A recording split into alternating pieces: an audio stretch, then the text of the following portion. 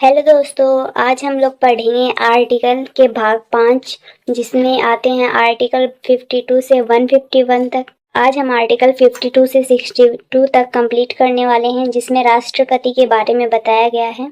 Article 52 में बताया गया है भारत का एक राष्ट्रपति होगा। यह संघ की कार्यपालिका का अध्यक्ष होगा और ये ब्रिटेन के संविधान से लिया गया है।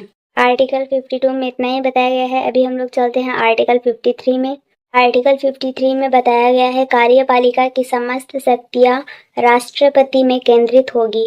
सेनाओं का प्रमुख जल सेना, स्थल सेना, वायु सेना अर्थात नेवी, आर्मी और एयरफोर्स। इसमें नाम मात्र का मुखिया होता है राष्ट्रपति।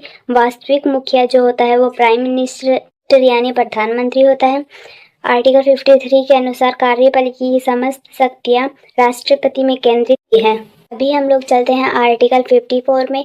54 में बताया गया है राष्ट्रपति का निर्वाचन एक निर्वाचन मंडल द्वारा, मतलब राष्ट्रपति का निर्वाचन एक निर्वाचन मंडल द्वारा किया जाता है। निर्वाचित एमपीज और एमएलएस द्वारा मनोनीत सदस्य भाग नहीं लेते हैं।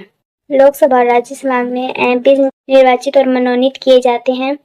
दिल्ली व पुदुचेरी के निर्वाचित सदस्य एमएलएस जिसे 70वां संविधान संशोधन 1992 के तहत ऐड किया गया था। आर्टिकल 54 में इतना ही बताया गया है। अभी हम लोग चलते हैं आर्टिकल 55 में।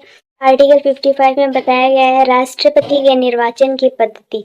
अप्रत्यक्ष निर्वाचन, आनुपातिक प्रतिनिधित्व, एकल संक्रमणीय मत पद्धति और गुप्त रीति। प्रत्यक्ष जो है वो डायरेक्ट सीधे लोगों द्वारा होता है और अप्रत्यक्ष यानी लोगों द्वारा चुने गए प्रतिनिधित्व द्वारा होता है। आर्टिकल 55 के अनुसार 50 प्रस्तावक और 50 अनुमोदक अर्थात प्रस्तावक व अनुमोदक बराबर होते हैं और राष्ट्रपति की जो जमानत राशि है वो 15,000 रुपये होती है। आर्टिकल 55 में बताया गया है।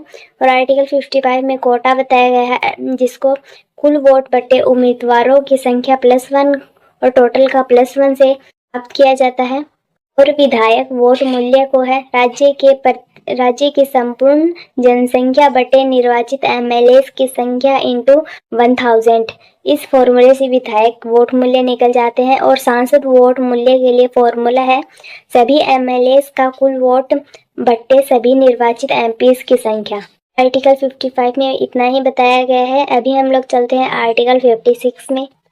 आर्टिकल 56 में बताया गया है राष्ट्रपति का कार्यकाल।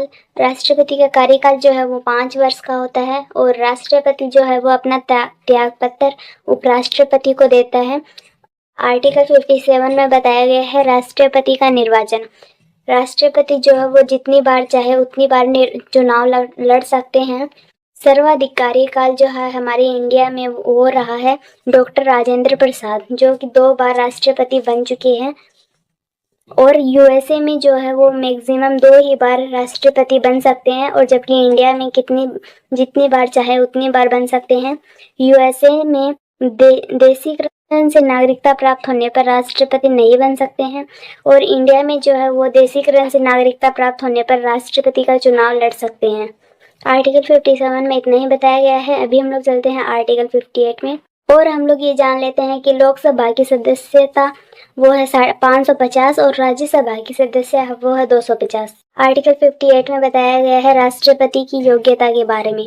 वह व्यक्ति जो राष्ट्रपति बनना चाहता है वह भारत का नागरिक हो और 35 वर्ष की आयु पूर्ण कर चुका हो, लोकसभा का सदस्य चुने जाने की योग्यता रखता हो, वह संघ या राज्य के अधीन कोई लाभ का पद धारण न करता हो, ध्यान में परिभाषित नहीं है। और अभी हम लोग चलते हैं आर्टिकल 59 में।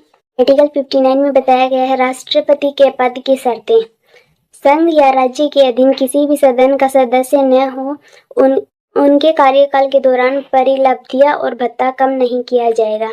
आर्टिकल 59 में इतना ही बताया गया है। आर्टिकल 60 में है शपथ। राष्ट्रपति की शपथ सुप्रीम कोर्ट का मुख्य न्यायाधीश शपथ दिलाता है। यदि वह अनुपस्थित हो तो वरिष्ठ न्यायाधीश शपथ दिलाता है।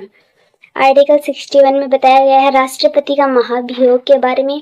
संसद के सदस्य द्वारा राष्ट्रपति का महाभियोग किया जाता है। महाभियोग कैसे होता है वह हम लोग जान लेते हैं। महाभियोग जो है पहले दिन पहले राष्ट्रपति को सूचना दी जाए। प्रस्ताव जो है वो लोकसभा या राज्यसभा किसी में भी आ सकता है, किसी भी सदन में प्रस्ताव लाया जा सकता है। फिर उसके बाद सदन के कुल सदस्यों की संख्या के 25% सदस्य के हस्ताक्षर लेते हैं। देन उसके बाद विशिष्ट बहुमत के लिए कुल सदस्य संख्या के 2/3 यानी 66.66% सदस्यों के हस्ताक्षर लेते हैं। देन उसके बाद दूसरे सदन में भी विशिष्ट बहुमत से पास करना होता है। इसके पश्चात उसी तिथि को राष्ट्रपति को अपने पद से हटना होगा। ऐसे राष्ट्रपति का महाभियोग किया जाता है। यह आर्टिकल नंबर 61 में बताया गया है। अभी हम लोग चलते हैं आज के लास्ट आर्टिकल में जो है 62। और कुछ इन्फॉर्मेशन, एमएलए जो है एमएलए राष्ट्रपति के चुनाव में हिस्सा लेते हैं लेकिन महाभियोग में नहीं, और एमपी जो है वो राष्ट्रपति के चुनाव में हिस्सा नहीं लेते लेकिन महाभियोग में हिस्सा लेते हैं। और आर्टिकल 62 में बताया गया है राष्ट्रपति का कार्यकाल पूर्ण होने से पहले ही अगले राष्ट्रपति का चुनाव, अर्थात जब राष्ट्रपति का कार्यकाल यानी 5 वर्ष पूर्ण होने वाले हैं उससे पहले ही अगले राष्ट्रपति के चुनाव जो हैं वो चालू कर दिए जाते हैं। आर्टिकल 62 में और बताया गया है मृत्यु, त्यागपत्र और महाभियोग। यदि राष्ट्रपति की मृत्यु या फिर वह त्यागपत्र दे देता है या उसका महाभियोग किया जाता है तो उपराष्ट्रपति जो है वो राष्ट्रपति के रूप में कार्य करेंगे, और जो मैक्सिमम 6 महीने तक ये कार्य कर सकते हैं। उसके बीच में ही दूसरे राष्ट्रपति के चुनाव चालू कर दिए जाते हैं। अभी हम लोग राष्ट्रपति के जो हम 52 से 61 आर्टिकल पढ़े हैं उनकी हम लोग ट्रिक जान लेते हैं कि वो हम कैसे याद कर सकते हैं। उसकी एक ट्रिक है पकानी कोको दुयो दशम। प से पद, का से कार्यपालिका, नि से निर्वाचन, को से कोटा, का से कार्यकाल, दू से मतलब दोबारा चुनाव लड़ सकते हैं जितनी बार चाहे उतनी बार, यो से योग्यता, द से दशाएं या फिर शर्तें, और 60 में बताया स से शपथ, और एन से है महाभियोग, और 62 में है वो अगले राष्ट्रपति का चुनाव के बारे में बताया गया है। यानी पकानी कोका दुयो दशम ये 52 से 61 आर्टिकल याद करने की ट्रिक है। राष्ट्रपति के बारे में यहाँ तक ही वर्णन किया गया था। 63 से है उपराष्ट्रपति के बारे में, वो हम लोग अगले वीडियो में देखेंगे। आज के लिए बस इतना ही। वीडियो अच्छा लगे तो लाइक कर देना, चैनल पर नए तो सब्सक्राइब कर लेना। Thanks for watching.